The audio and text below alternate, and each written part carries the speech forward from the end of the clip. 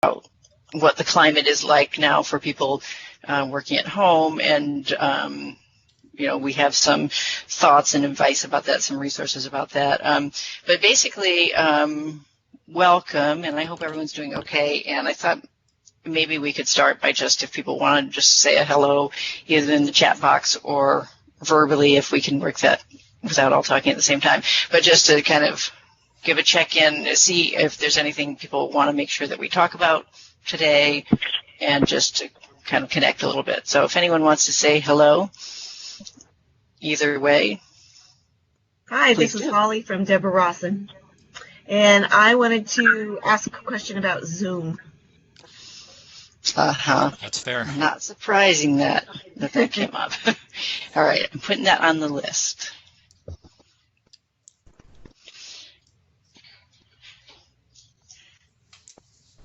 Anyone else have anything they want to share, or a specific topic that they want to make sure that we... Hi, this is Maddie Woolworth from the Bixby. I was wondering if we're trying to look at ways of partnering with some places that have jetpacks or mobile hotspots that we could set out in our community. I think that libraries are a really good source for this, and it's something we could certainly use after, but we don't have the technology right now. But if there's anything in the works, or if there's any way to partner with the Department of Public Service, I'd love for info. Sorry, you guys want to speak? Hi. All right, that's it. Gotcha. Thank you. Yeah, we can definitely. I don't know that there is anything in the offing about cell hotspots right now, but it's certainly something we can look into, and I can nudge public service and see if they have any leads on that.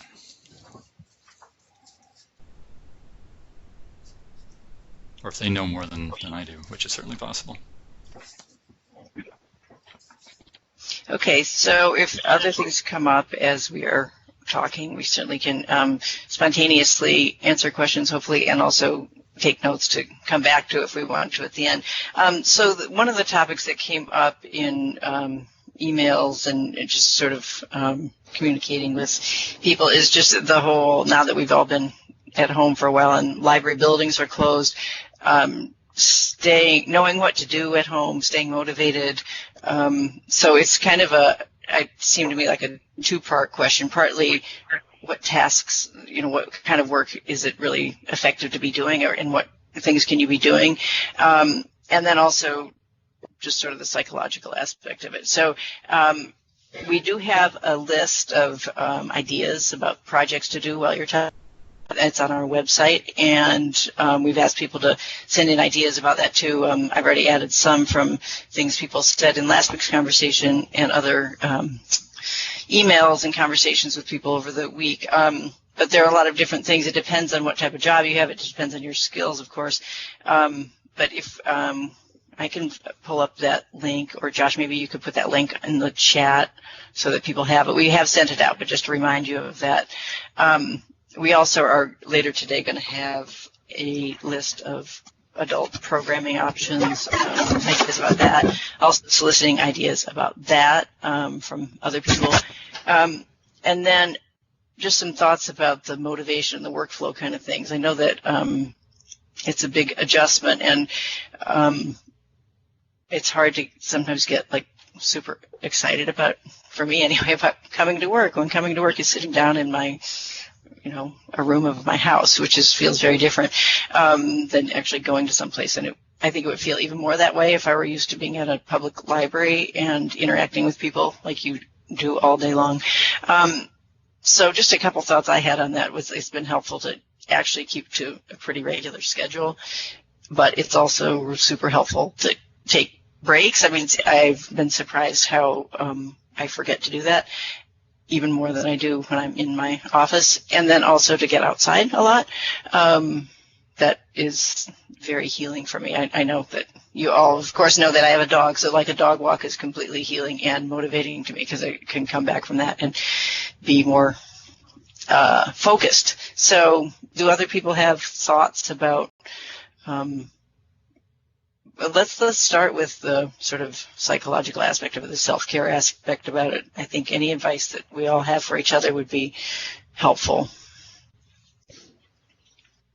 So chat or verbal would be great if people want to weigh in here. Joy, this is Tom. I just wanted to make sure you saw that question in the chat about curbside pickup. I mean, yes, I was muted, but yes. Okay. I agree with you. I think walks are great. I take a walk every day after work. It's been nice getting a little more familiar, seeing my woods every single day. So it's been good. This is Carson from Bennington. Can you hear me? Yes. Hi. So these meetups are really nice. And this week we took advantage of something I completely forgot. It was kind of a duh thing. I mean, a lot of us use Google for Gmail. You know, we have a G Suites account. We just did kind of a senior staff meeting with Google Meets. It was really easy. You just go into the app and open, and I got to see my colleagues' faces and hear their voices and laugh with them. It was nice. It's nice to see you all too. Thank you. Thanks for that, and thanks for being here, Carson. It's great to hear your voice.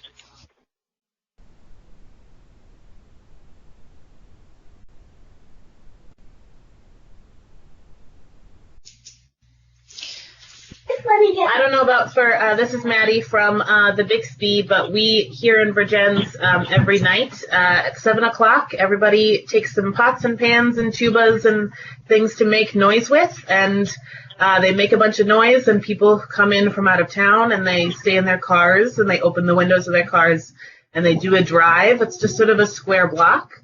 But if my family and I can take part in that, we do, and if we can't, I like to just take a moment at 7 o'clock to listen for the music, as bad as it is. But it makes me feel very connected with my community. It's very wonderful. That's really nice. Did you say tubas? Oh yeah, there's all kinds of special. I keep trying to get them to play a certain song, and everyone's like, "No, stop trying. We're just gonna make noise." Here in Montpelier, we did try to sing certain, like, specific songs, but they kind of petered out because, like, everyone knew, like, half the song, and I had brought my horn. Actually, I knew all the choruses, but I didn't know the other parts, but it was still fun. And I love that you're doing it every night. That's awesome. And so what about the projects at home? Are people managing to, like, do work? Are you feeling motivated to doing work, or do you feel like you're doing what, enough that you feel, I don't know, because I'm just imagining that it could feel like, oh, I know I'm supposed to be working, but I'm not, or, I'm just wondering if people have thoughts about their workflow. Some of you may not be trying to work at home. I know that's different in different libraries, but if people have thoughts about that.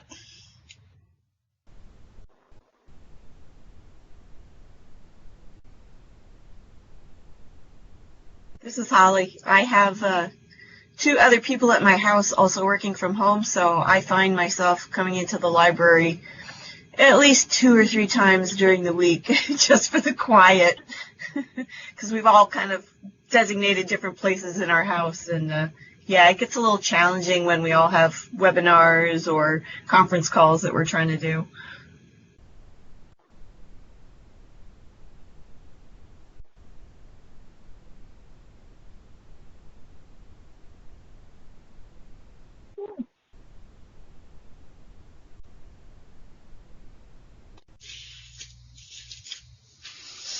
Okay, so I have one other question before we get to the ideas that you guys are bringing up, which there's some really good ones in the chat.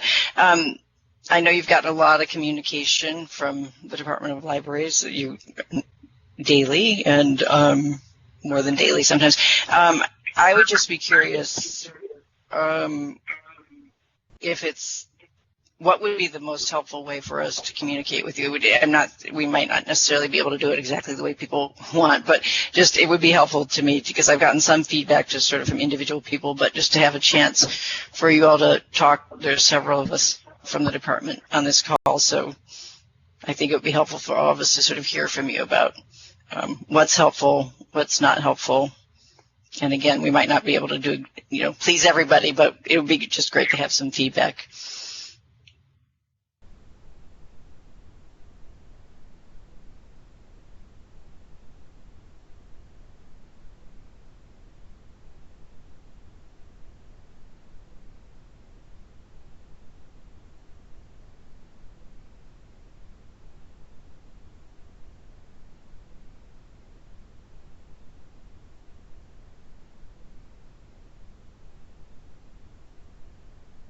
This is Lara from the Department of Library. I just read what Jude typed in the message part of this Skype call about what Randall at the Rutland Free Library has encouraged employees to do in terms of helping those in need if employees find themselves without enough to do at home and really wanting to still get paid. I think I'll reach out to Randall and thank him for that. I think that's a great idea because it not only helps people see the library workers as continuing to remain relevant to the community, but I think for many people being able to contribute to helping people in need can also serve a function in terms of self-care.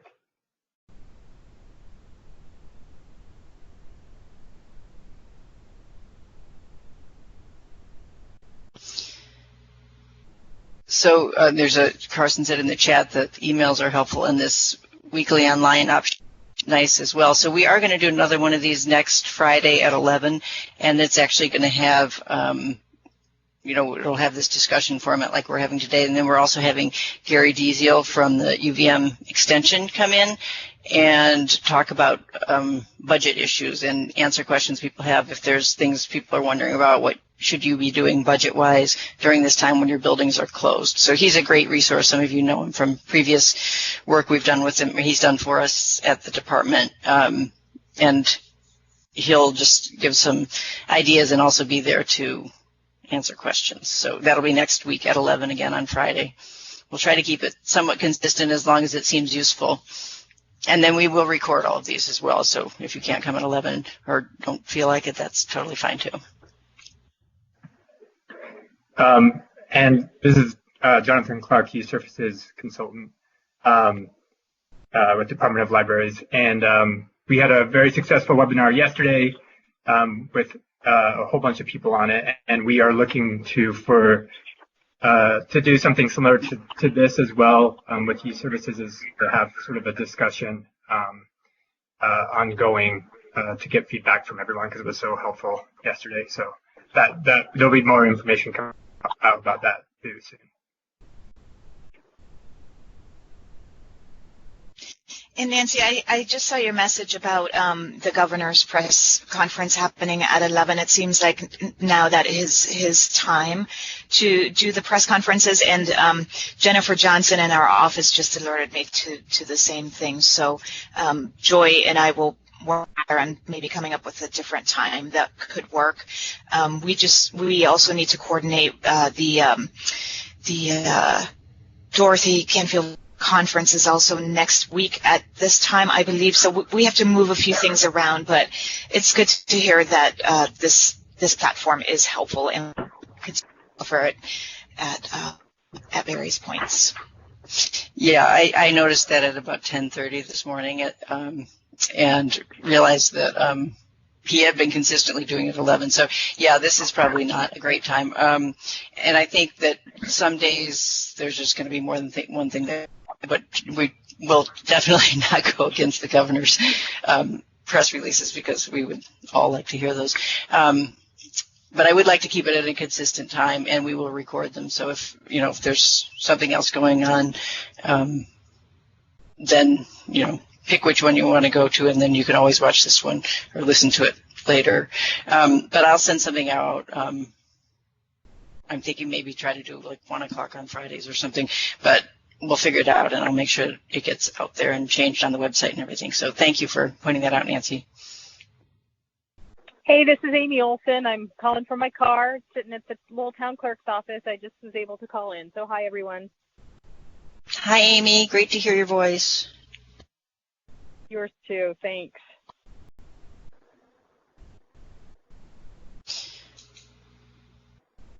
So let's get to some of the questions that came up in the chat. Josh, are you still here? And if so, do you want to talk about the Zoom thing? I am Zoom here. question? Oh, yeah. Thank So you. I'm happy to talk about Zoom. Or semi-happy, maybe is a better way to put it. Yeah, so Zoom has obviously gotten incredibly popular very quickly, and there have been some challenges that people have been experiencing with it, some kind of high-profile issues. Today's digest that we're going to send out is going to have some links describing it, but if you just Google Zoom and problems, you'll find some of what's going on. There are a couple of separate issues. There's sort of ongoing privacy concerns, which are the sort of privacy concerns that tend to come up with other providers, Facebook and the like. So it's kind of the low-grade privacy concern, I would say. But more acutely, there are some security issues that are going on. There was an issue that if people did a certain thing, they could get your Windows login information, and I believe that has been rectified. But that was certainly a concern. The problem that is most prominent now is that people are getting into other people's calls and doing things that you do not want them to do, and sharing their screens. And I think a committee at the legislature had that experience a couple days ago, and it went badly. So there are various things that you can do and I can pop the links in the chat in a second, to rectify that. The short version is if you can avoid putting the link to the meeting on the internet, that's a little bit more secure. There's also an option to put a password in, and if you can put out a password and not put that on the internet, then you are limiting the possibility of people coming into your call and doing something you don't want. There's also ways to limit who on the call can share their screen. And generally, you may not want anybody except for you. Certainly if it's a kind of presentation or it's outreach, you probably don't want anybody else sharing their screen. So there are a couple of things that you can do to try to lock it down. The defaults are not very locked down, so it's easy to get into trouble with that. But we'll be sending more out about that, and I'll try to throw it into the chat, but we'll send it later today. And if you have other questions about Zoom, please just ask or throw it into the chat, and I'll see if I can answer it. So this is Holly. My question about Zoom is, I saw that there's two different kinds. There's a personal kind, and then there's a business kind, and the business has a cost. I just wondered what people are using. So the biggest issue with the personal one is that there's a 40-minute limit to a call. And that's the issue that comes up most frequently. There's also, I think they upped the maximum number of people, so that doesn't tend to be an issue, but the issue is that after 40 minutes you just get cut off. Boom. You can start a new call, but your call disappears. So that doesn't answer the question of whether people are using the free or the pro version, and I don't know what libraries are doing by and large. Well, I just wondered, it feels to me like we should be using the business model, not the personal one. It certainly, it's more convenient. It's actually not that different in terms of, it's not by nature any more secure, I think, than the personal one. It just has a few limitations on it. I think you will find the 40-minute limit can be very annoying. So I think just by virtue of that, it may be worth it to hop onto the business one. It's not terribly expensive, certainly if you're only envisioning, it's something like $15 a month, and if you're only envisioning doing it for a relatively limited period, it's probably worth it. And Josh, it looks like Zoom has just gotten 40-minute limit, so they are opening it up widely and for longer. So I guess the personal account is an option. I don't know that we have the question about Google Hangouts. We haven't heard of any concerns with Hangout. You have to consider with all of these is the sort of invasive nature of how these products handle privacy. So, and Google, I think, is one of the biggest harvesters of people's personal information. So just be aware that if you're using Google Hangouts and you're asking other accounts that your privacy, that you really are what the privacy ramifications are there. I'd like to, one other thing on the thing with Google Hangouts, at least as far as I'm aware, Zoom was made to be very easy and very easy to join, and so there's not, it's pretty easy to get in, whereas Google Hangouts, you tend to be inviting people, you're inviting people by their account name, so there's maybe a smidge more security by default, but definitely all the other concerns about what you're doing with Google is sort of are valid, absolutely. Yeah, Google Hangouts just don't really work that well either. I mean, a lot of times if there's more than 6 or 7 people on there, it'll get really slow, and it seems pretty clunky. But yeah, the privacy issues are probably the biggest issue with that. Lara, would you mind saying out loud the answer to the question about open meeting law, because just in case anyone's not following the chat or for people on the phone?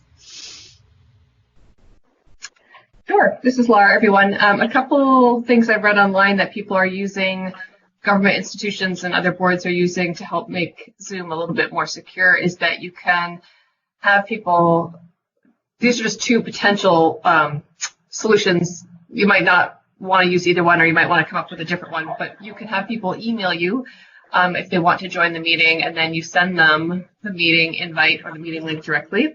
Or you can make use of the waiting room feature with Zoom, which you have to turn on. And with that, people who want to come to the meeting can't come in directly. They go into the waiting room, and then the meeting organizer can let people in manually. So hopefully that'll help you potentially weed out spammers from being able to automatically join.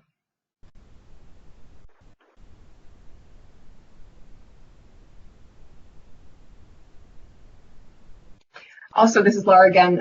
We put a page on our website with a bunch of different types of web conferencing software out there. I'm going to go find that link and stick it in the chat. But if you search on our COVID-19 page on our website, there is a link to several different web conferencing software options.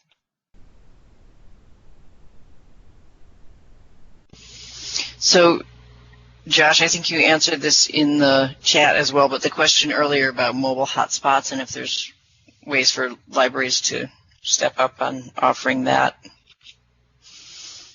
Could you mention it verbally? So unfortunately, I don't have a lot of useful information on that right now. I've heard that it's actually very difficult to get a hold of hotspots right now because everybody moved to working from home, and so they tended to get bought up pretty significantly. I haven't looked personally, but I was hearing that from other states, and I'm not aware of Department of Public Service having a plan to make them available through libraries, but I can reach out to them again and see if that is a thing that they are considering or have any ability to do so, and then I'll keep my ears open for other folks who might be able to do that.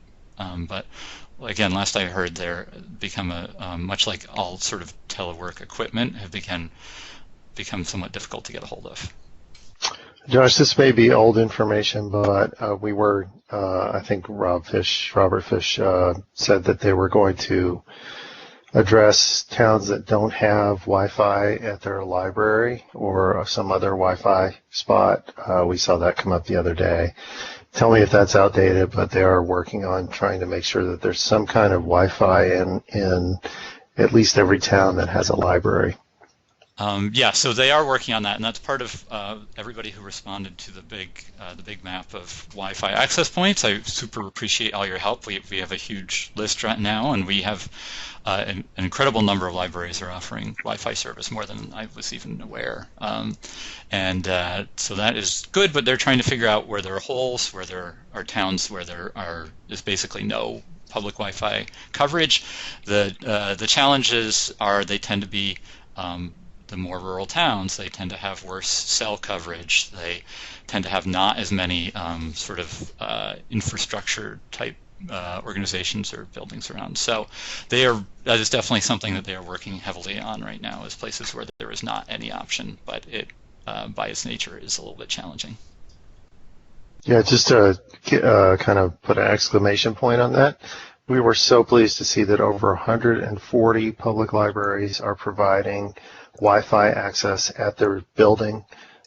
So if you pull up in your car outside, you can actually get on the internet, which I think is very, very important, especially in a time like this. So thanks to all of you that do that. And I think probably everybody in this call, their library probably does that. So thank you so much. Absolutely. This is only sort of related to this, but just having to do with access. It came up in the Jonathan's Youth Services webinar yesterday that somebody had used Community Access TV to do basically virtual programming for people that don't have Wi-Fi. So I just thought I would remind people of that option because that definitely could reach some people. Not for them to use it, obviously, Wi-Fi themselves, but just if you're trying to reach out to them and do outreach. And actually, I happened to run into somebody who runs a community access TV show after that, and he said at least in their communities, it tends to be the elderly people who they can reach that way, who don't have Wi-Fi, but they do have cable. So just a reminder that that's another way to reach your patrons.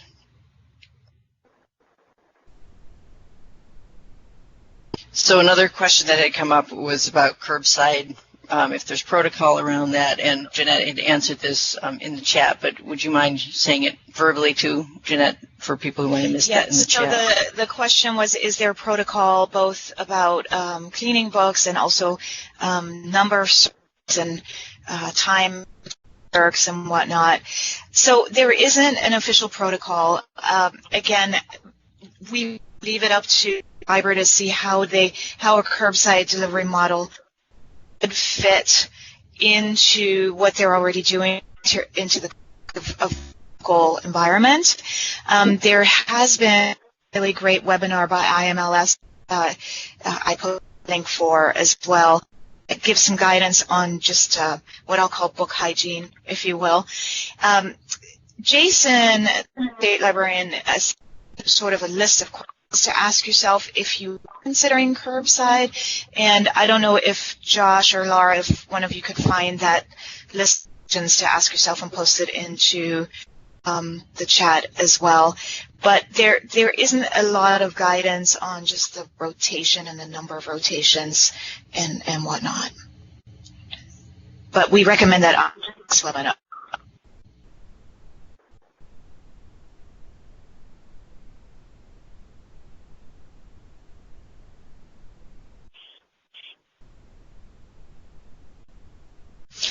Yeah, that was in one of Jason's emails maybe like a week ago. I was just sort of quickly looking for it, but it looks like you are too. You look very intent right now, Josh, so it looks like you're looking for that. And then there was also a question, are any libraries doing the Paycheck Protection Program or applied for the Economic Disaster Loan Program? That was a question in the chat. And is anybody doing anything along those lines yet or planning to? I'd like to know about it too, so we can collect that as additional data. That's really helpful to us to that information. Mm-hmm.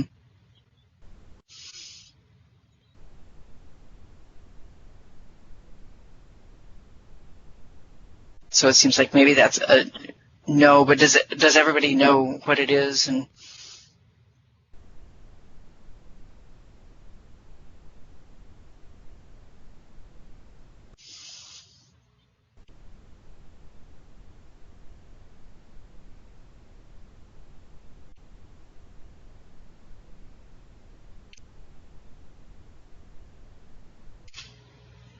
so any luck finding that thing from Jason? I think so. I'm going to throw it into the chat. Excellent.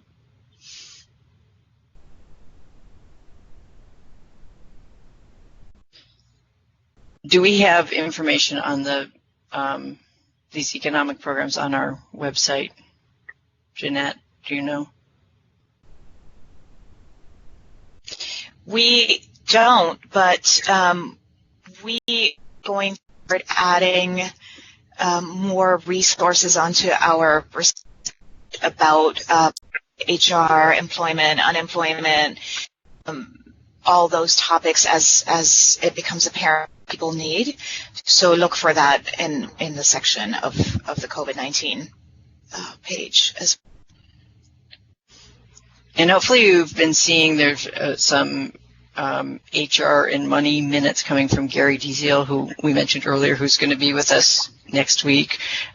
He's addressing some of those types of issues just in brief notes to librarians that he's doing specifically for our community that Lara has been sharing on the listservs.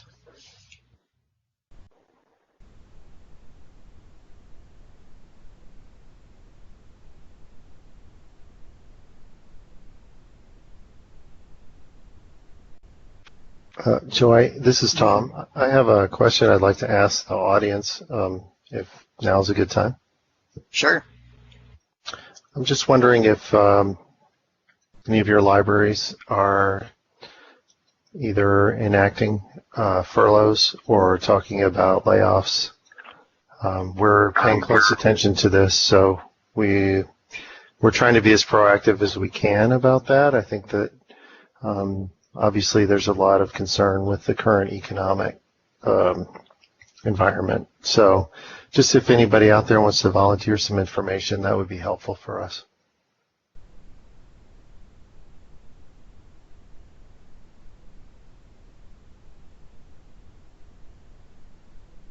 This is Shelley from McClure. Can you hear me? Yes, we can hear you. Okay.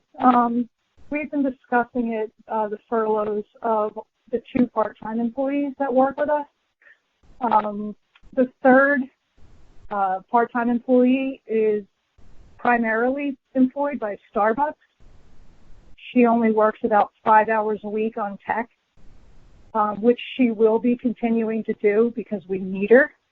But the other 2 part-time employees, we're discussing with them, they're running out of things to do. I'm not really, but their skill set isn't conducive to working at home. We're trying not to have any more than 1 person in the building at a time, which is tricky.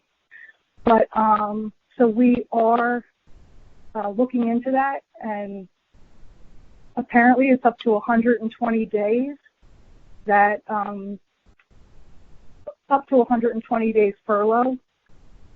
So from the email yesterday, it does seem like if they cannot either come in or have the skill set to work from home, that they should be directed to unemployment rather than being paid and not actually being able to be productive. Yeah, that was in the guidance that Gary had sent out in his HR minutes, and yeah, those are that's the law, unfortunately. Okay. Yeah. So for the last 2 weeks, we've been paying our employees the same, regardless of what they've really been able to do, and some of them have been taking classes. And some have been doing whatever work that they're capable of doing from home, and they have access to Kohan, access to our email and everything. So they are able to do some things, but not really up to what they're being paid per week for, which is, the hours that they've always worked. So at this point, we're trying to figure out if that would be the best for those 2 specific employees that do not have another job. So like I said, the 1 employee is full-time at Starbucks, so that really isn't like a concern for us. It's the other 2 employees that have no other income. And occasionally they would get more hours a week, like if I took a personal day or something like that, that would give them another 8 hours, and they have like no access to extra hours at all. But yet we can't continue to pay them if the stuff that I've been giving them is like drying up, kind of. Yeah, and I think I hear the pain in your voice to have to make that decision and kind of, at what point do you really recognize that you don't have enough work for folks anymore and you have to make this decision? And I think it's just one that a lot of libraries have to make now. Luckily, this stimulus, they call it a stimulus, this package is generous in the way that there are good options available right now for unemployment. So yeah, it's a balance, and unfortunately this is the situation that we're finding ourselves in with staff and fill their days with things, and if we can no longer do that, I think it is also in their interest to to the nation. So I'm figuring out how to do that, and apparently, from what I've figured out, like we need to provide them with a letter stating that this is a temporary thing, and this is just for the duration while the library is closed to the public. And when and if, within that 120 days, if we are able to reopen, maybe even limited, then we would ask them to come back as soon as we can. Yeah, I think that sounds perfectly reasonable. And one of my employees is at home teaching 3 children. So, it's really difficult for her to try to continue to do some of the projects I'm asking her to do. So I actually was slightly relieved to read that it really is not legal to provide a paycheck when I can't give them enough work that they're able to do. This is Lara. I'm so hesitant because everyone is so scrambly right now. You don't want to add to their, stress level. But yet, in order to care for the library correctly, it's something that I have to do. This is Lara. I just want to jump in here. Okay. After Gary sent out that email, he and I had another conversation to clarify that, and it's not entirely correct to say that it's illegal to pay employees for not working. That's not entirely correct. It's more a balancing out, and Gary admitted this to me in the conversation. It's more a balancing out the fiduciary duties of the trustees and your responsibility to your funders to figure out how you would be able to justify in a way that would make sense to your funders paying people for not working. I felt like we were okay for the first 2 weeks, and now I'm feeling like their skill set just isn't conducive to them working at home, and their situations aren't exactly conducive to working at home. One of them doesn't have great Wi-Fi, and like I said, the other one has 3 small children, and she's finding it hard she is completing her classes, which I'm thrilled about, but yet, some of the cataloging corrections that I have been asking her to make, she has been telling me she's struggling to get them done. And I can tell it's stressful. Yeah, this is Lara. I totally hear you, and I'm hearing that from a lot of people, so you're not alone in this at all. Yeah, I think a lot of libraries are trying to figure out how to deal with this, and I think it's worth having a conversation with your trustees if you haven't already. But yeah, we have. Yeah. And they're asking me to do the research, which is not unusual. But after this conversation, we are going to try to have some kind of a virtual meeting so I can give them some more information. That's great. And you've looked at the list of teleworking ideas on our website? Yes. Okay. Yes, and I am I'm trying to figure out what their skill set is and what their tech availability is. So this is Joy. This conversation is reminding me that you still may have to do that difficult thing that you've just been discussing, but I think that our list is geared toward people who are more in sort of leadership positions, directors and catalogers, and so it is a good reminder for us to beef up the parts of the things that people could do at home that don't necessarily require a lot of librarian specific skills or Wi-Fi or technology skills, because it sounds like the people on your staff are not necessarily going to be going in and cleaning up the catalog, which I think, based on the catalogs I've worked on, I could have done that from home for 2 weeks probably solidly. But definitely, that is a skill that requires training. So we'll work on that and see if there at least we can come up with some more. There were some nice ideas again in the youth services webinar yesterday, just about some craft ideas people are doing. Some people are just sending things through the mail. People are reading book reviews.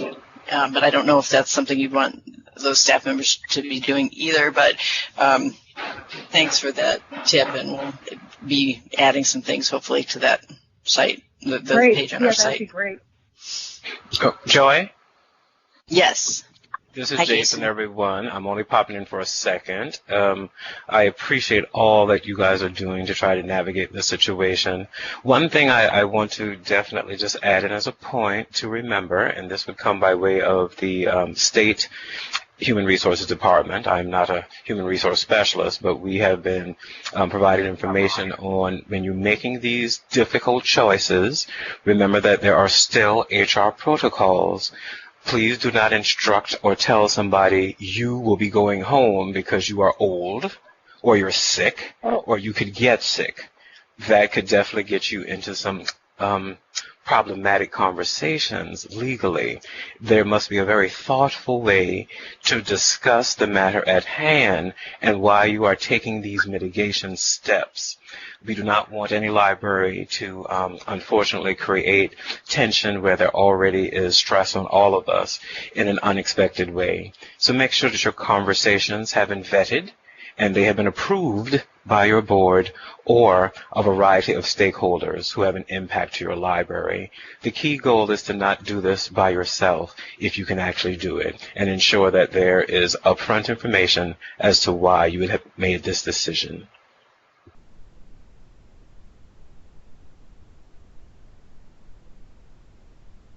That's it. Excellent point. Thank you. Yeah. This is Lara.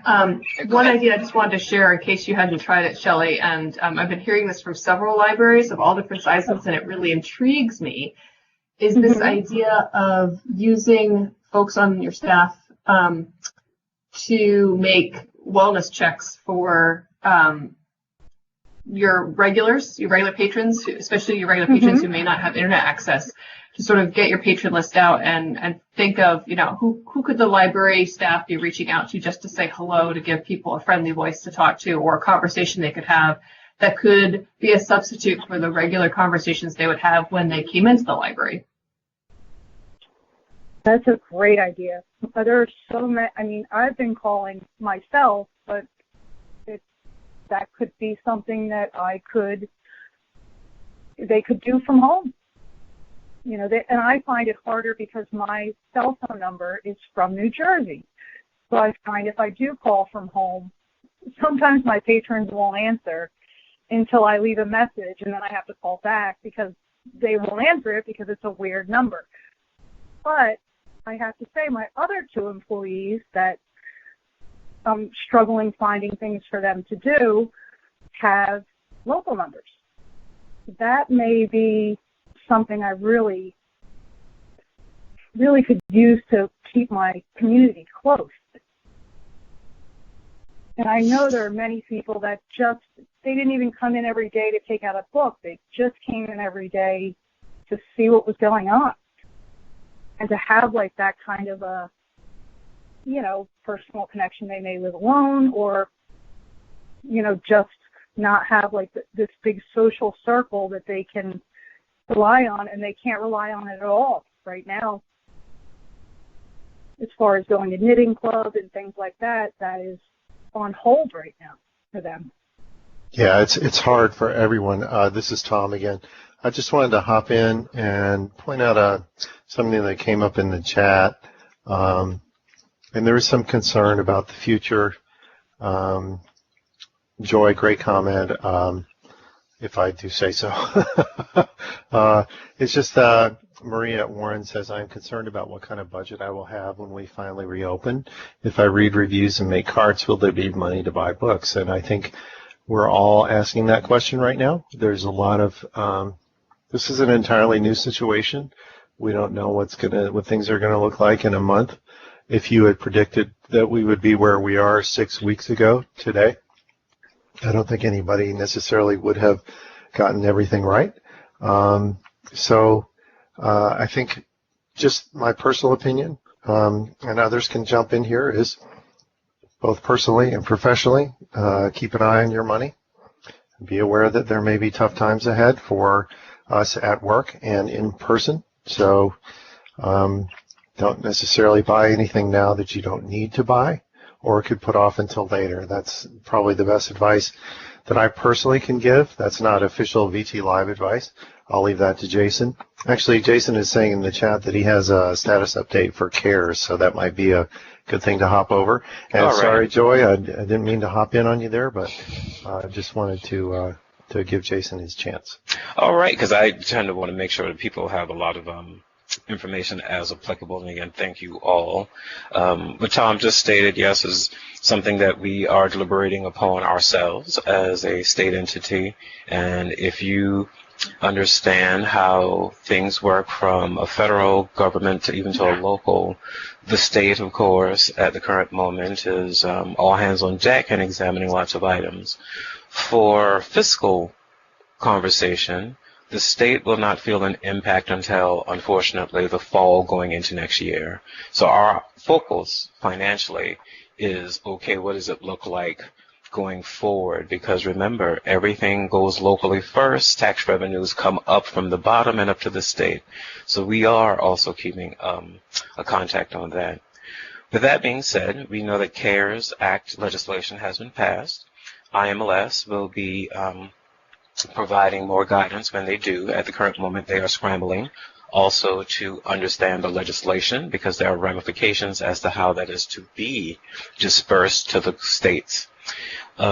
We believe at the moment it will come directly to state libraries of all calibers, and then plans will be oriented out as to what type of granting or disbursement that might look like.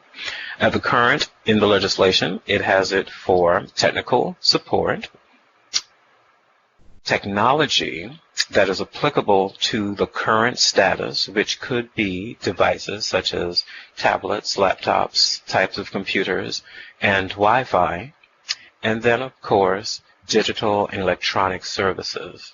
Within that, however, one should also understand that funding might also be where it might ask the department to make things statewide.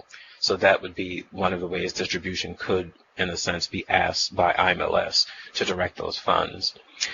Within that, there's also another set of money that is encumbered in a unique way where libraries may participate, and we are reviewing that currently, which will be coming from the National Endowment of the Arts, the NEA, and the National Endowment of Humanities. They each are getting $75 million, and they also have libraries within their legislation as to assist in that effort. But in understanding that, not like IMLS, one would have to remember arts and humanities would probably have an aspect of your library that might have to be doing something with art or humanities. So there are possibly 3 pots. We definitely know of one pot that money will be dispersed to that we are looking at. Again, this is, you should see it, and I will say it just up front, not as stimulus money. This is not stimulus at all. This is current aid to stabilize the current situation. The money is primarily to assist between a factor of 8 to 12 weeks, and all current conversations, if one is paying attention politically like I am, we will probably be seeing another stimulus bill roll out again, a massive one that will be totally different. That bill at current, as is being discussed, will probably look at infrastructure. That is the current sentiment and all that I have at the moment. We expect to receive information next week from IMLS of what funding will be appropriated to the department and how much that looks like. Within that, we will then internally begin making operations as to how to roll that out across Vermont and make it applicable as possible. That is all the information I have, and I will keep you abreast through our listservs and our digest. If there are any questions for me, I will take them.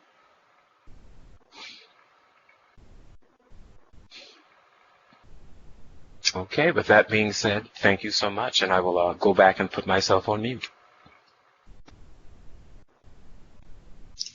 Thank you. That was great. We're getting sort of near the end. I just want to make sure that I share this before we leave. This is Joy again. And it's a little bit of a subject switch, but there has been a lot of people doing a lot of the certificate program during this time when they have more time to do continuing ed, and just wanted to put that out there for people. I am going to do another orientation for it a little bit ahead of what I would normally do, but just so if you have staff members or if any of you are not in it and would like to be or have joined recently, I'm going to be doing an orientation next Thursday online, of course online, at 10 a.m. So that's there's a registration for that on our website, and I'll send something out to the people who are registered. But please do encourage any of your staff members that might not have done it yet that you would like them to do, or they're interested in it. That was a great time to sign up, and we're pushing out a lot of online things from other sources, as we always do, but doing that even more than usual. And the orientation is not only required, but it's a great way to figure out how to map a curriculum and figure out where you can find courses. So again, look for it on our website. The registration's already up, but it is Thursday the 9th at 10.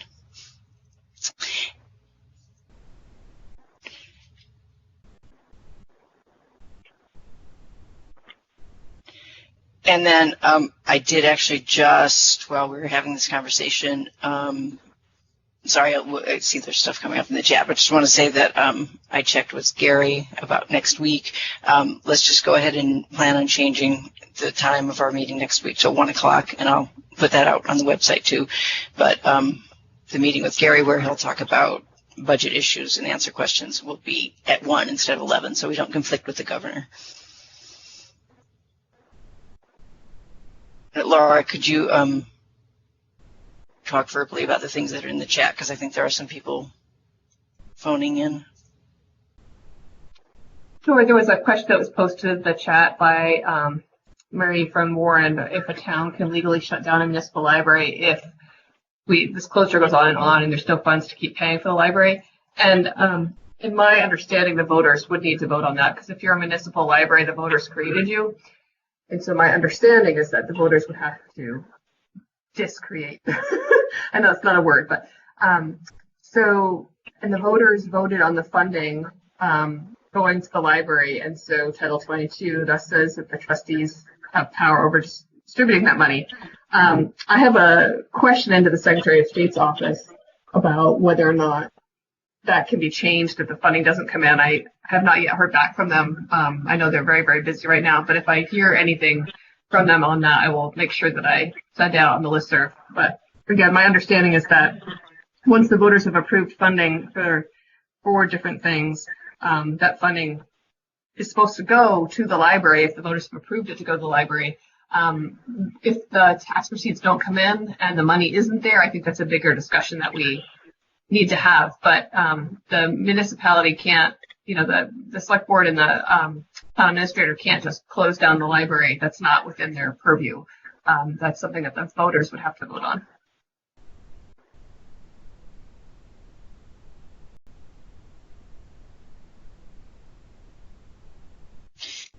And Joel, before we disband today, I just also wanted to mention that if you did apply for a summer performer grant, we will have a webinar about that coming up as well, and I unfortunately don't have the date. But we've extended the deadline on when you need to have the performance done, just to give you a little bit more time. And we're also putting up, Jennifer says on 14, thanks JJ, 10 to 11 a.m. So if you've applied for a summer performer grant, we'll get that to you. We're going to put up some sort of tips on how to do that virtually if you decide to go virtually on that. So just join that conference on 4/17 if you're interested. Thanks.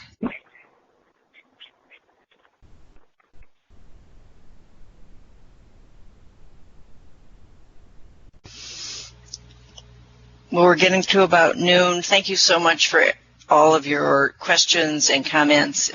It's been really nice just to talk with people, and even if it's virtual, and to get feedback back and forth both directions in real time. So do stay in touch with us, and we will do this again next week at 1 o'clock, and it will be recorded, as will this one be. So thanks again, and keep in touch, and see you next week, if not before. Thank you. Thanks all. Thank Bye. you. Thank you.